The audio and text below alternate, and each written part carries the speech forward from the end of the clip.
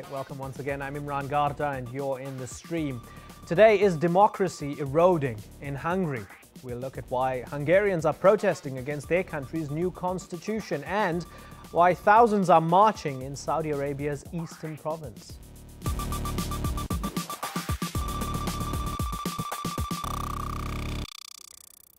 Our digital producer, Ahmed Shihabuddin, is here as always looking out for all your live feedback. You can keep tweeting him your comments and questions with the hashtag AJStream. Ahmed?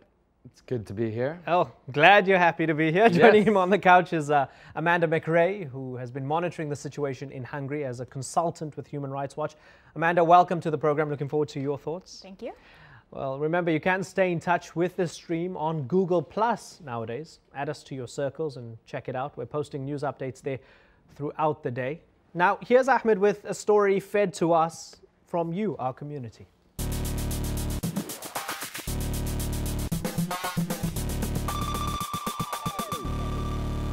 Thanks, Imran. Well, thousands have marched in Saudi Arabia to mourn the death of a 22-year-old protester killed by security forces last week.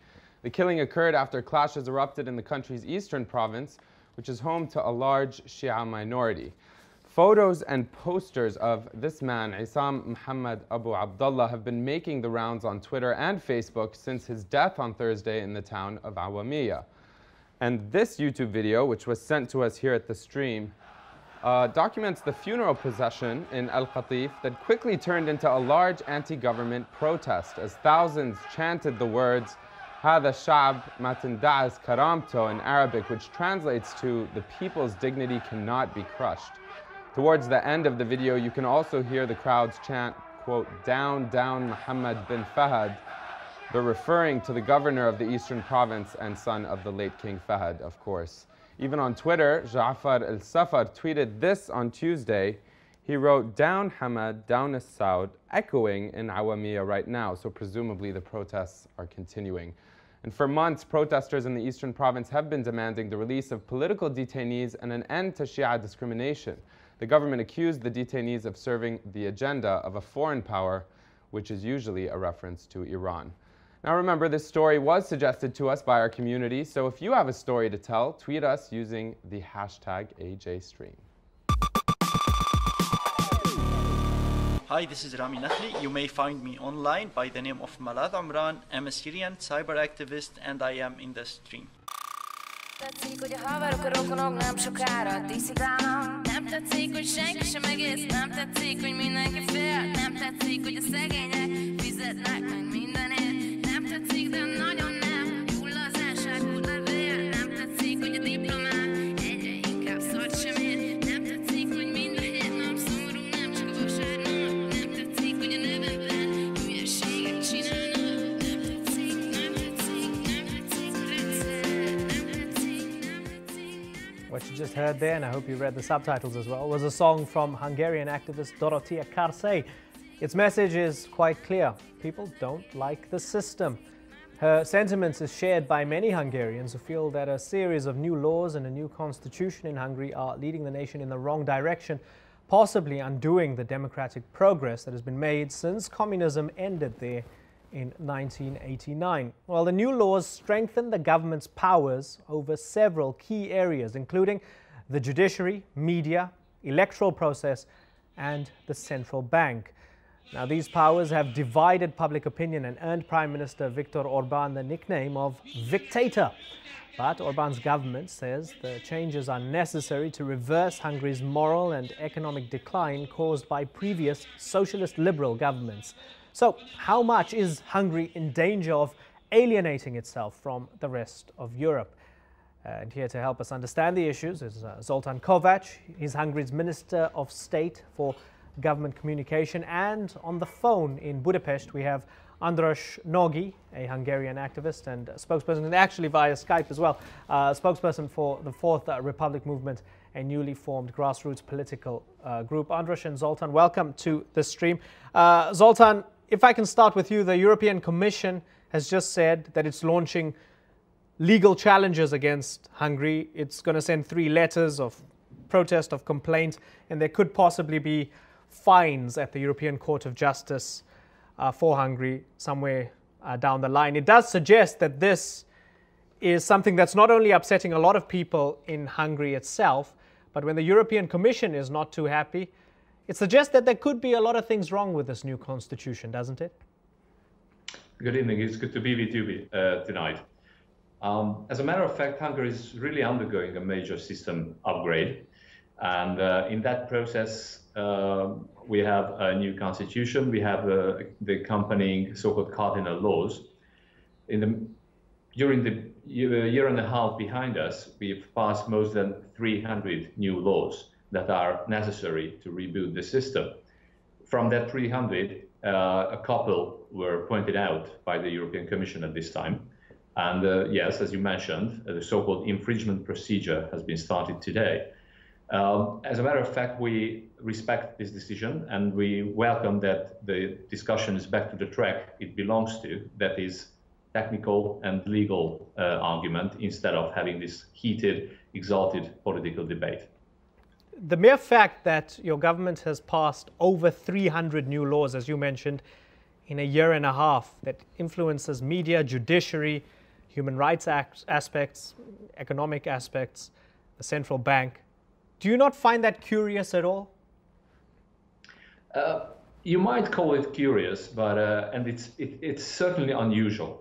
Hungary is a kind of a latecomer. Most post-communist countries, after the fall of communism, had their new constitution and legal systems refurbished, exactly because for the reason, actually, that they used to be communist countries.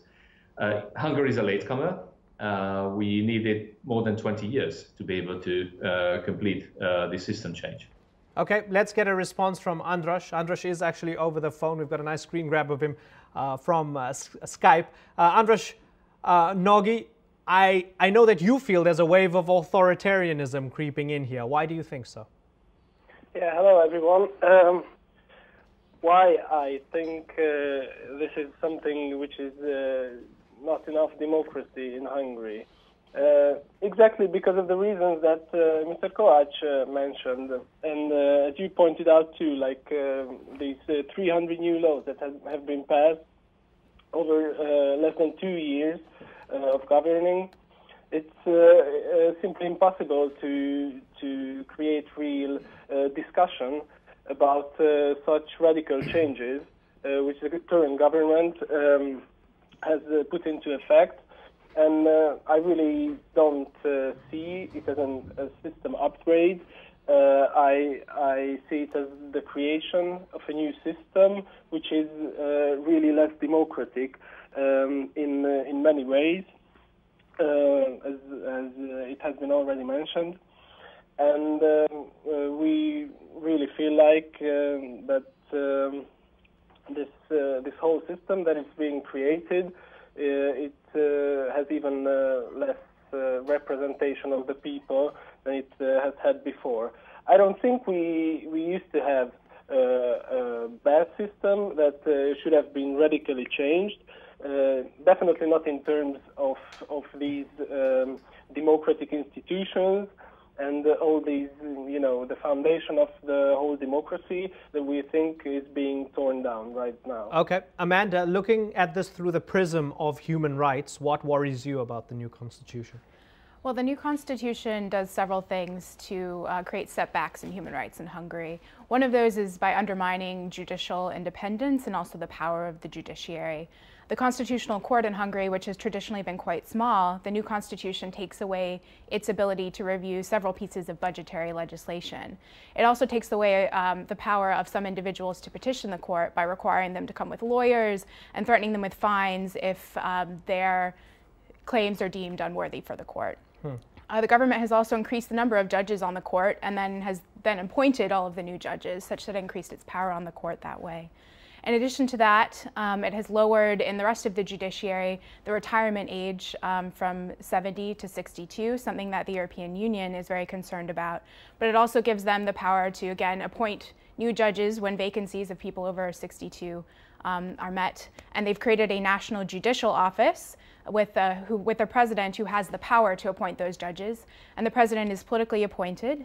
And then in conjunction with a prosecutor, who's also a politically appointed person, they choose which judges will hear certain cases. So this kind of undermines the functioning of the judiciary and undermines its ability to effectively promote human rights. Zoltan, before we go and look at some feedback from the community, looking at Amanda's argument there, it seems as if this has been a judicial slam dunk from Fidesz and from the government to ensure that it has complete control over the judiciary. Well, examples nicely picked, but again, this is, the usual problem, because they really require the context in which you have to compare the new system to the old one.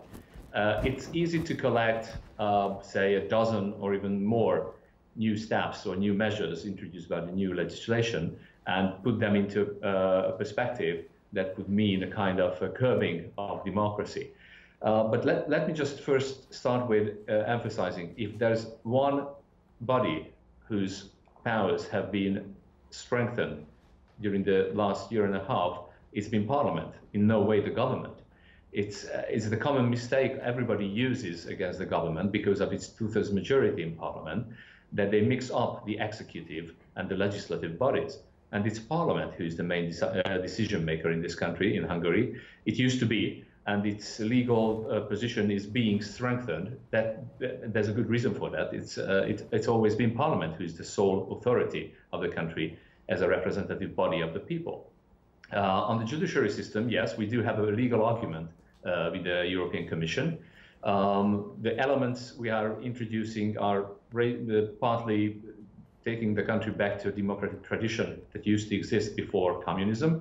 And in part is trying to refurbish a system in a way that it's working more steadily. It works according to those standards that have been set up exactly by the European Parliament and their international partners. Zoltan, you used the word, you characterized this as an upgrade. We have Sarah Rashid chiming in live and saying, since when is authoritarianism an upgrade? But perhaps a more pointed point, you talk about the judiciary and certain reforms, and we, our guest Amanda mentioned the pensions. We have Omer Shawan on Facebook saying, Orban says it is vital to Hungary to rid itself of the last vestiges of the communist era. But then he comments and saying, doing so by taking away the pensions of people who lived through it, I guess that's the democratic way of cleansing. What would you say to Omer? Zoltan? You mean my reaction to that? Yeah. Sorry, I mean, again, I'm a university professor. I'm teaching history, and I used to be young. As a matter of fact, I used to be a student leader, and I recall how sentimental at times argument can become. Even using the terminology authoritarianism or dictatorship is completely misleading. I mean, this is a democratic country with 1,000 years old historical tradition. And, with those people governing this country, actually, at the moment, who fight fiercely against communism 23 years ago, and made it even possible to have public rallies on the streets and have your voice heard when you have a different opinion. So be careful with using the terminology you are using, because it's completely misleading. We were not taking away pensions. As a matter of fact, one of the target groups of the government, which is being pointed out as a one who must be supported at all costs, is the pensioners. We are taking away the kind of pensions that are going out or were going out for able-bodied people at the age of 40, 42, coming from, say, the military services or from the police forces. Okay, point made. Andras, let's bring you in there, because Zoltan's saying be careful with the words you're using, like dictatorship and democracy going away. He's comparing it to the communist era and saying this is a very false comparison. What do you think?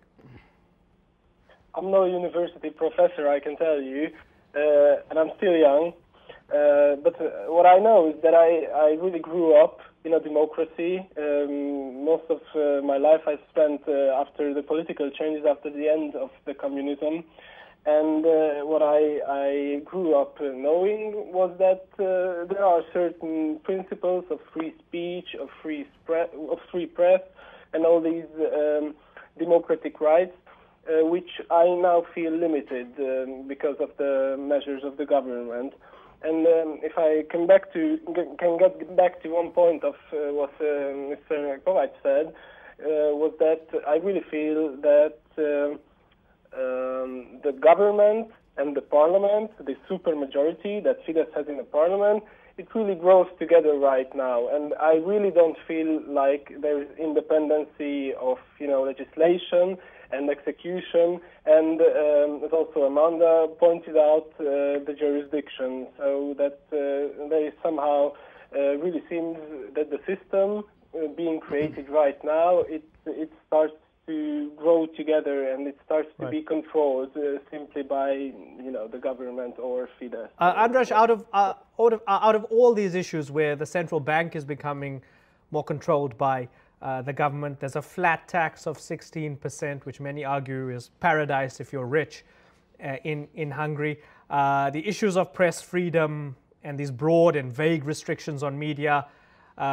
People feel religious freedom is being limited because there were over 300 state-recognized religions, and now, under the new constitution, there are only 14. Out of all of these issues, which is the central gripe of yours? Which is the most ominous and most disturbing to you? I would say these are all essentials for democracy, and when these are threatened combined, that's something which is really dangerous. So I wouldn't pick any of these.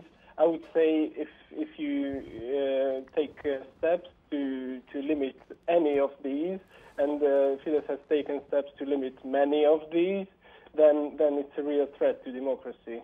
Amanda, government getting into the semantics and terminology of Hungarian morality, and that is no doubt a human rights issue because it's starting to affect issues like marriage and abortion. What do you make of that?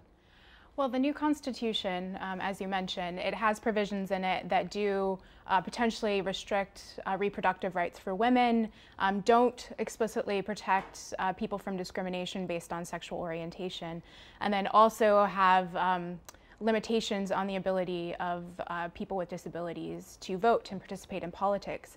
And these provisions are discriminatory. They do make it harder for people living in Hungary to live there and really do threaten their human rights and also do not align with European values. Okay, Zoltan, I'm going to give you an opportunity to respond to that because I saw you shaking your head in disagreement, along with your response to some of the feedback that Ahmed's getting from the community.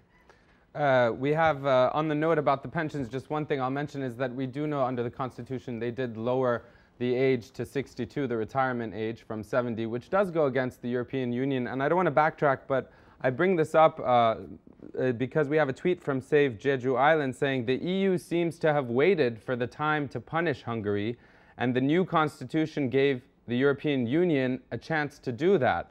And let's listen to this question from Ferry on the European Union as well. How is Hungary trying to work in its own national interests while maintaining its responsibilities to the institutions it's a member of, such as the EU and IMF? So perhaps you could answer Amanda's questions and then discuss the EU. Sure, again, but first of all, I would like to call your attention again to the terminology that is being used in this argumentation. And it really brings my mind to a question to which there's no good answer. This is the kind of, do you still beat your wife? Try to answer it in yes or no. You would be in trouble. I mean, from completely false to prejudiced, I've heard a number of opinion and charges against the country and this government, which would be not easy to defend, in a couple of words and sentences, because you again lack the context. I mean, it's completely false that we are reducing the rights of women. As a matter of fact, this is the first European constitution that grants the rights in the constitution for people living with disabilities and, say, sign language. We have the only Roma representative in Europe, in the European Parliament. So I can put against, your argument a number of other arguments that would make this debate undecidable. But again, this is a constitution that's been addressing major problems of the country dating back for the past 20 years. Nobody before that either dared or had the mandate or had the will to address these issues. We had to make a number of tough decisions. In the process of making these tough decisions, of course, lots of counter interests, if you like, collisions were produced. That's what we have to clean up in the way why we start running the system. And as a matter of fact, it's not only the opposition, but only... At what cost? I mean, 30,000 people protested very recently. People like Andras are turning out in large numbers. They continue to turn out to voice their disapproval. At what cost? When there are 100,000 people or 200,000 people or a million people, will the government then decide perhaps we need to have a rethink regarding this new constitution? Look, I don't regard this as a cost in any way. I mean, public rally, a demonstration is just a normal democratic right. As a matter of fact, the members of this government have been fighting for this right to be able to exercise 23 years ago. That's a fact. And we are happy that people are showing up and showing their democratic will and opinion. That doesn't mean that we agree with them. I mean, in a political democracy, it is absolutely common that you have colliding views on issues. And it is very natural, I think, that in the course of such events, when you refurbish a system, in a year and a half, you try to put together a workable system on a new footing, on a sustainable footing. There are many collisions and there are many harms, to some interests. Okay. Zoltan Kovac, Andras Nagy, and Amanda, do stay where you are. We're going to continue this discussion for another 10 minutes or so in the post-show. But for now, let's go to Ahmed with some of our stream story leads.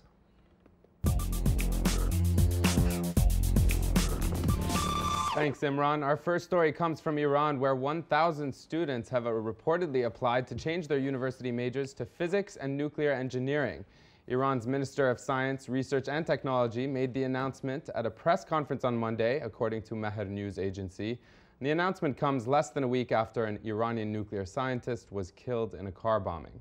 Now to our next lead. On Tuesday, the Occupy movement shifted gears and moved from public squares to the U.S. Congress.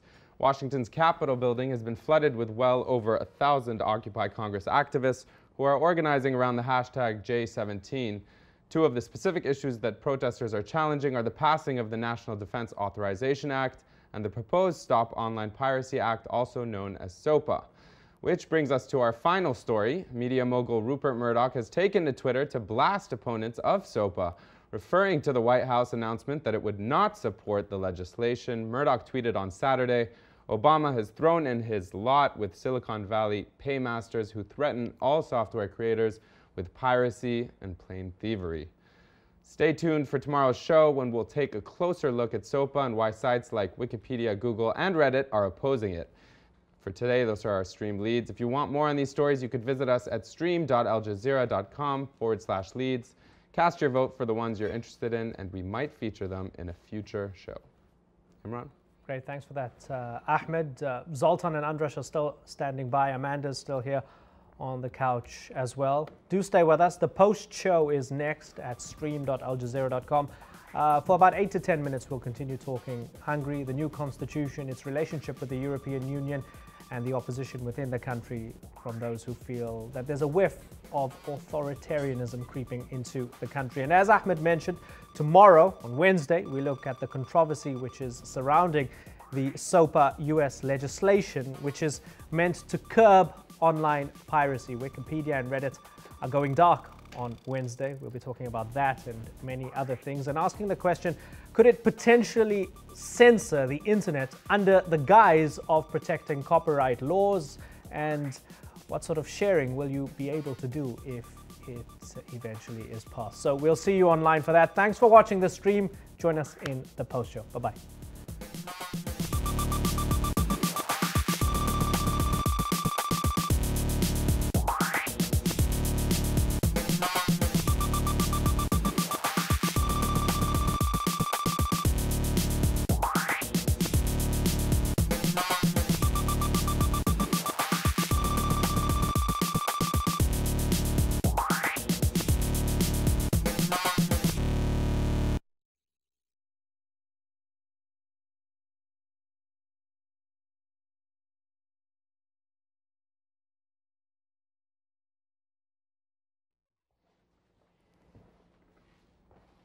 Welcome back to the Post Show on stream.aljazeera.com. Let's get straight back into the discussion on Hungary. Both our guests are back up on Skype, Zoltan Kovac and Andras Nagy. Andras, we can see you now, which is great. We had you over the phone only earlier. Andras, looking at some of the things that Zoltan had mentioned, one of them, which he reminded us of, was that the government had a 2/3 majority at those elections in 2010, Fidesz, and the fact that the Prime Minister has a lot of support in the country. How would you quantify that support, and how do you then qualify your assertion that there's a lot of opposition to him and the government? That's a good question. If Mr. Orbán still has a lot of support, due to the nature of Hungarian election systems, you don't need to have the actual 2/3 majority of the voters to get 2/3 majority in the parliament. So from the start, it doesn't really represent 2/3 of the people. And then I think due to all these measures the government has already taken, it's already down by a significant amount, I think that if you look at the past 1 year, what has happened in Hungary on the streets is that Hungary hasn't seen such big protests, so many people on the streets during the past 2 decades, and maybe there's a reason to that.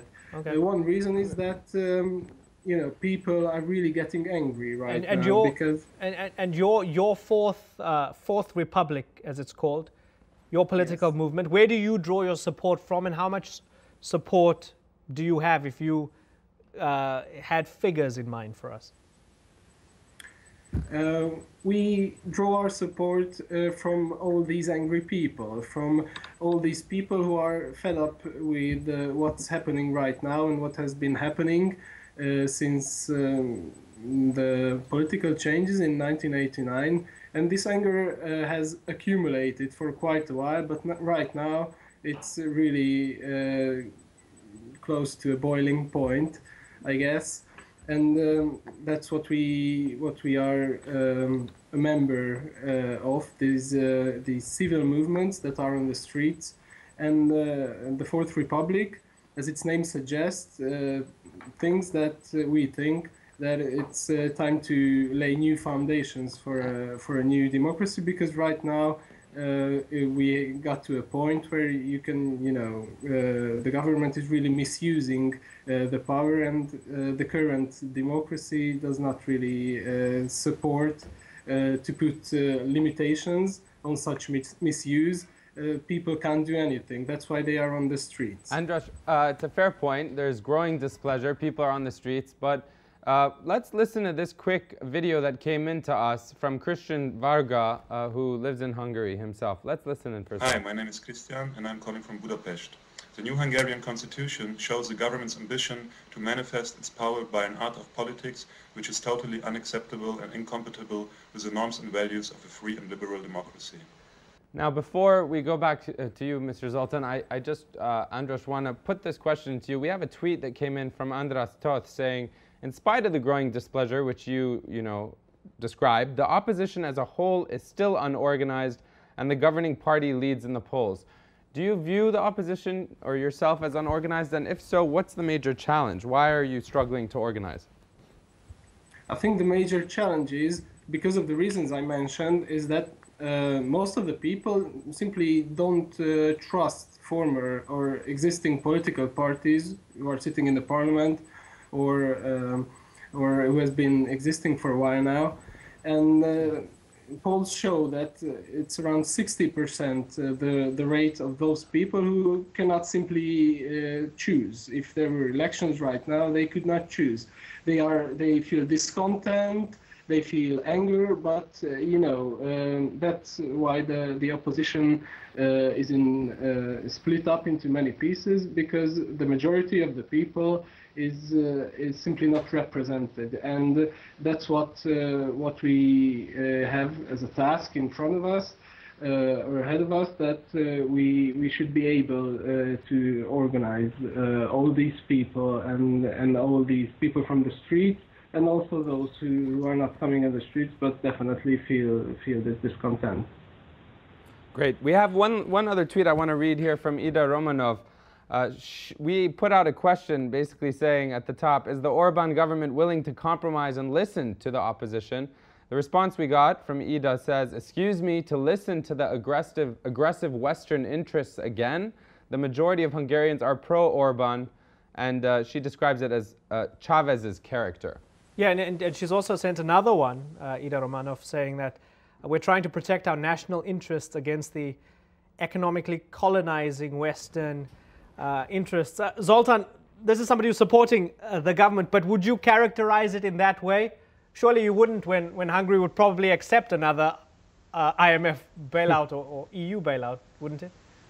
It's very nice to hear or listen to these very colorful opinion, actually, concerning democracy. But back to the nice myth-making of the Fourth Republic, they wouldn't deny that exercising democracy is through parliament. It's not through the streets. As a matter of fact, the fact itself that they're trying to mention that there were no big protests in the past 20 years on that scale they were able to organize is simply not true. The present government had made huge public rallies, actually, on his behalf, to show the protest of the people against the previous two socialist and liberal governments. And to just give you a complete picture of the mandate given a year and a half ago by the Hungarian people, I would just like to mention that, again, a part of the myth-making is that we came to two-thirds majority by only 53% of the popular vote. That's simply not true. If you take the Hungarian election system as it is, it just turns out that we had a split system. That is, half of the seats are individual seats, the other half is going for party lists. Out of the 178 individual seats, 176 was won by the Fidesz. And that means that it would give you, under a United Kingdom or a United States system where the winner takes all, an over 90% majority in parliament. So that makes a huge difference, in my opinion, and it's simply not true that 60% of the people have not had their voice heard, actually, or is not having their voice heard in the present system.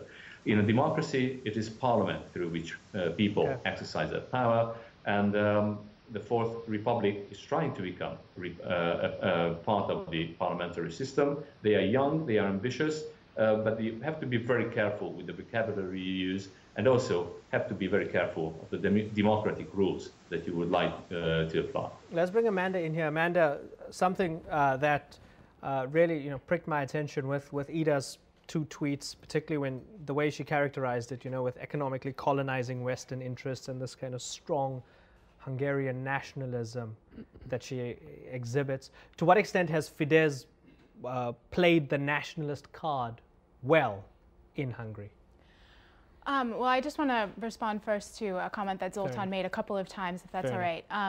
He's talked about the strengthening of parliament and its ability to function in a democratic system and pass new laws.